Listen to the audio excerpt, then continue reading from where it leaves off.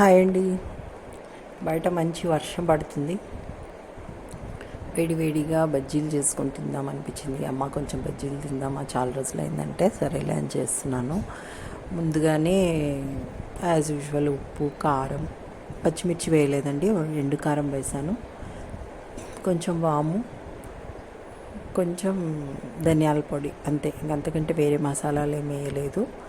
పచ్చి ఉల్లిగడ్డలు మాత్రం కొంచెం ఎక్కువగా కట్ చేసి వేసాను, ఉల్లిపాయ పకోడీలాగా బాగుంటుందనేసి. ఈవెన్ సోడా కూడా వేయలేదు. చాలా బాగా వచ్చాయండి టేస్ట్. నూనె కాగిన తర్వాత చిన్న చిన్న సైజులో వేసుకున్నాను. కాకపోతే కొంచెం జారుగా తడుపుకుంటే పిండి సరిపోతుంది. ఎట్టకేలకు వర్షాకాలం వచ్చేసింది. ఇంకా 2 రోజుల్లో శ్రావణ మాసం స్టార్ట్ అవుతుంది.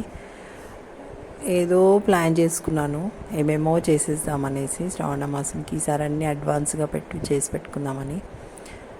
ఏదో కొంచెం ఒంట్లో అలా అలా ఉండేసి అనుకున్న పనులన్నీ పోస్ట్పోన్ అయిపోయినాయి.